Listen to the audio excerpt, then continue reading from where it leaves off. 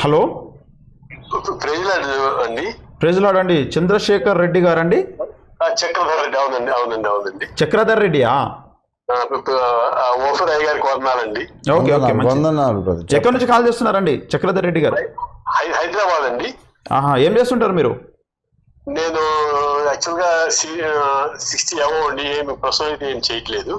Okay, కొంతకాలం job చేసి ఇంకా ఇంటి దగ్గర ఉన్నానండి. మంచిది మంచిది. ఓఫీర్ సార్ ఉన్నారు, మీ యొక్క సందేహం ఏమైనా ఉంటే మాట్లాడండి.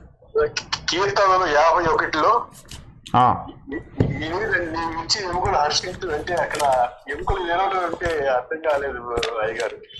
కీర్తనలు 51 అది దావీదు పశ్చాత్తాప కీర్తన. విరిచిన ఎముకలు హర్షించును అంటే అది ఇప్పుడు కీర్తనలు కావ్య గ్రంథము కదండి. అక్షరార్థమే కాదు, కావ్య భాష, అలంకార భాష కూడా ఉంటుంది.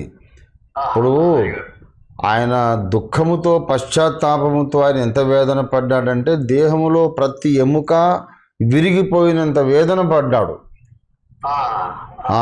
ఆయన ఒక తప్పు చేసినప్పుడు కీర్తన కదా అది, చేసి పశ్చాత్తాప పడుతున్నాడు.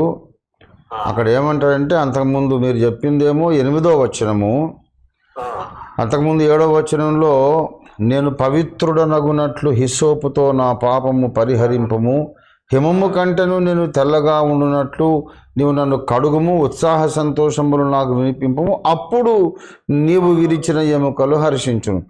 అంటే నేను కడగబడినప్పుడు, నా పాపాన్ని నువ్వు పరిహరించినప్పుడు ఉత్సాహ సంతోషం కలుగుతుంది. అప్పుడు ఎముకలు విరిగిపోయినంత బాధ ఆ బాధ కూడా తొలగిపోతుంది అనే విషయం. అది కావ్య భాష. మనం గమనించాలి ఏంటంటే కీర్తనలు కావ్య గ్రంథము కనుక అందులో అలంకార భాష ఉంటుంది. Okay brother, right. God bless. You are welcome, my pleasure. Okay అండి. Okay, thank you.